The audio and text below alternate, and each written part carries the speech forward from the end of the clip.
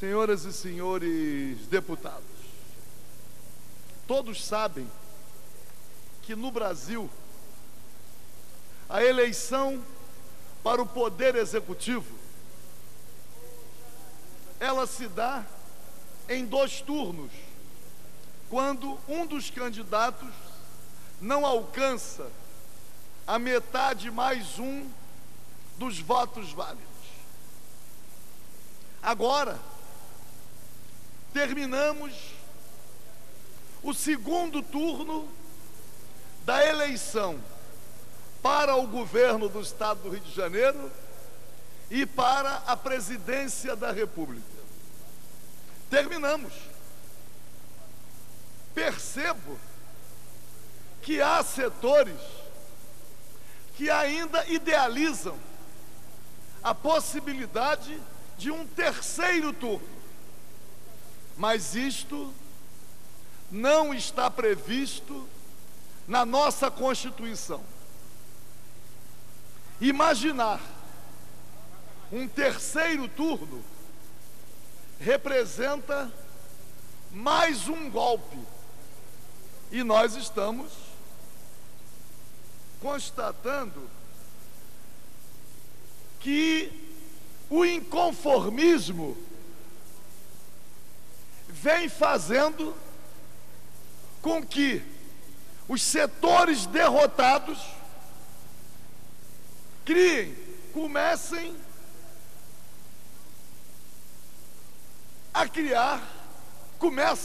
a criar ou tentando criar algumas dificuldades, inclusive faltando para com a verdade, porque o povo, de um modo geral, o povo não compreende os meandros da economia. O povo se beneficia ou sofre as consequências, mas o povo não compreende. Nós estamos lendo nos cadernos da economia os setores que foram desonerados em sua folha de pagamento. São setores que estão sendo beneficiados, porque vão recolher menos impostos. Porque se o povo não compreende, deputada André Siciliano, os meandros da economia, mas o povo sabe, e é fácil entender, que a economia é como um bolo. Se alguém chegar lá e pega a metade do bolo, a outra metade é que resta para dividir. E aí, a grande questão, numa economia de um país, consiste no projeto político para determinar como o bolo vai ser dividido. E aí, é fácil constatar que o bolo ainda não está dividido de forma justa, porque o Brasil, com toda essa manipulação da informação para dizer que há uma recessão, o Brasil ainda é a 6ª economia do mundo. É a 6ª economia do mundo, mas em índice de desenvolvimento humano é a 79ª. O Brasil é identificado como o país da concentração da renda. Uma parcela pequena se apropriando de um pedaço grande do bolo, e o que resta para dividir é muito pequeno. E são exatamente os setores que estão tentando propor um 3º turno, que não acontecerá, são os setores que se apropriam do pedaço maior do bolo. São eles que ainda querem se apropriar de muito mais. E aí, senhor presidente, é aí que vamos ter a luta política. A luta política consiste: qual o modelo de desenvolvimento? Quais serão as políticas públicas que conseguirão a verdadeira implementação? Os setores conservadores, os setores que são acompliciados ao capitalismo mundial, e quando falo capitalismo mundial, estou me referindo mais aos Estados Unidos, à Europa Ocidental e ao Japão, a chamada Comissão Trilateral, conhecida. Aliás, está em crise a Europa Ocidental. É lá que a crise está instalada.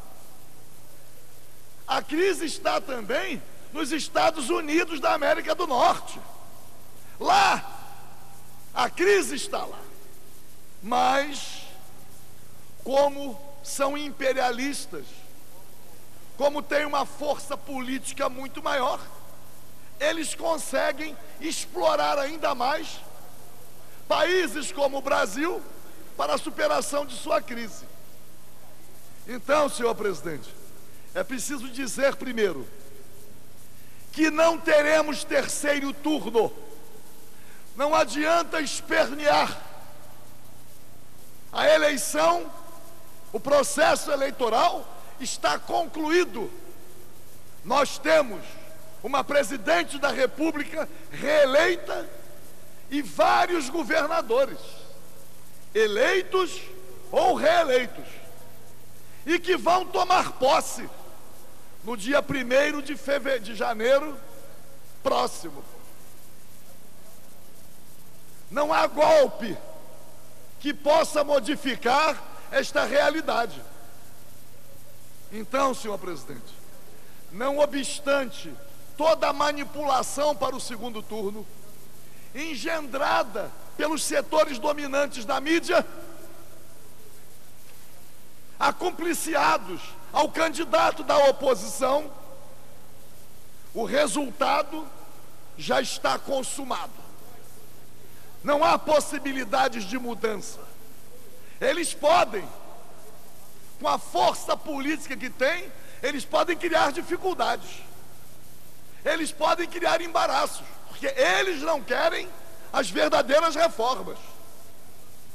Na reforma política, um passo importante já foi dado, porque o Supremo Tribunal Federal ainda não concluiu a votação, mas a maioria dos ministros já votou, dizendo que contribuição de pessoa jurídica é inconstitucional.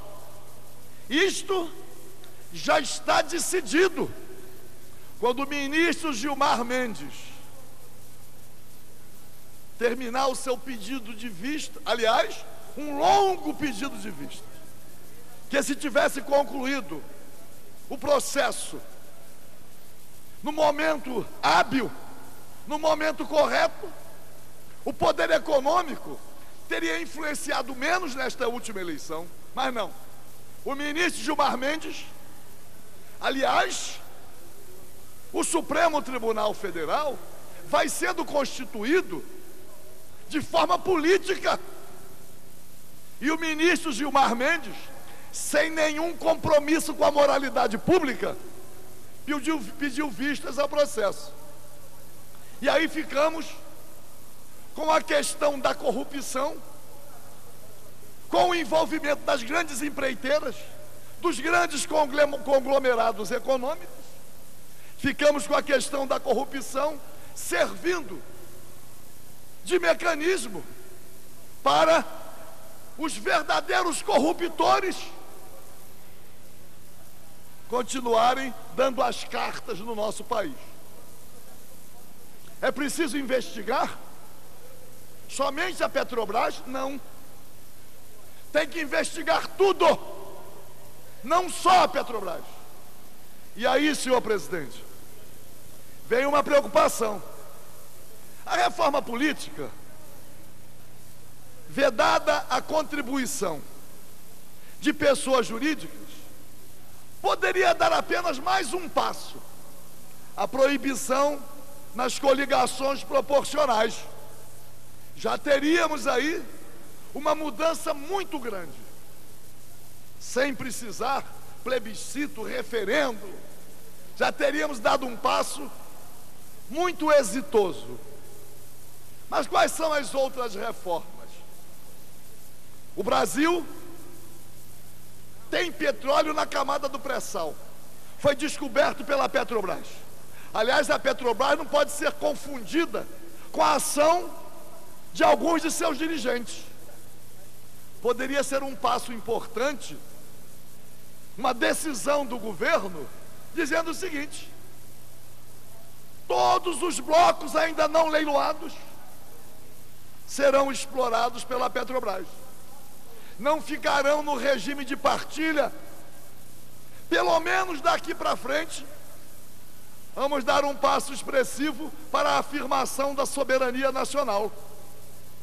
O Estado brasileiro controlando aquilo que resta de manancial petrolífero.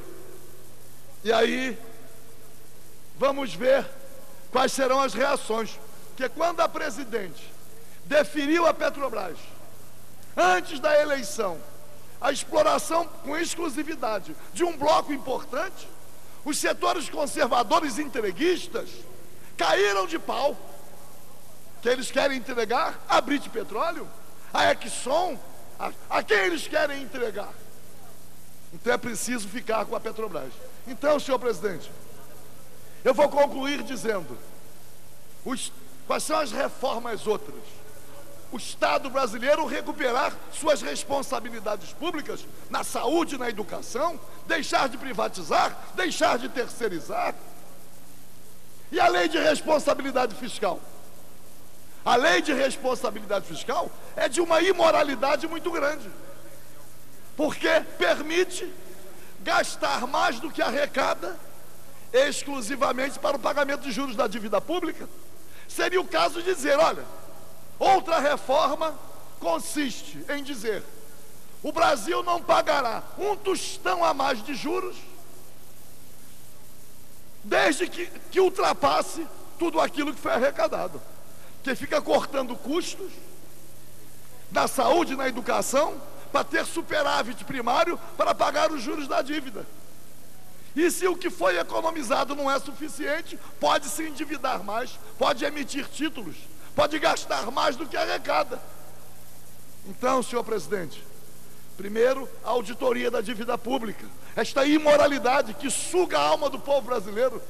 E aí, senhor presidente, passos decisivos e importantes. Primeiro, na reforma política, fim das coligações, contribuição de pessoa jurídica, já considerado inconstitucional pelo Supremo. A Petrobras assumindo tudo que resta de petróleo na camada do pré-sal para ela própria explorar. Lei de responsabilidade fiscal, auditoria da dívida, e não vamos pagar um tostão a mais do que aquilo que arrecada. Já cria um outro constrangimento. Aí poderiam estar o Estado recuperando suas funções públicas na educação, na saúde, sistema único de saúde.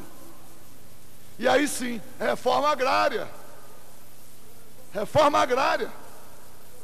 para plantar alimentos, porque o agronegócio, tão enaltecido, aliás, também desonerado, tão enaltecido, não tem servido para a alimentação do povo, não tem gerado empregos, tantos empregos assim. Então, senhor presidente, aí partiríamos para recuperar as reformas de base do João Goulart, a erradicação do analfabetismo, o saneamento básico universalizado. Aí teríamos as metas, aí sim teríamos um projeto nacional. Portanto, os derrotados podem espernear, mas não haverá terceiro turno. E vamos ver se os setores comprometidos com os interesses nacionais se mobilizam para a promoção das verdadeiras mudanças, das verdadeiras reformas, que afirmem a soberania nacional e promovam a distribuição da renda. Muito obrigado, senhor presidente.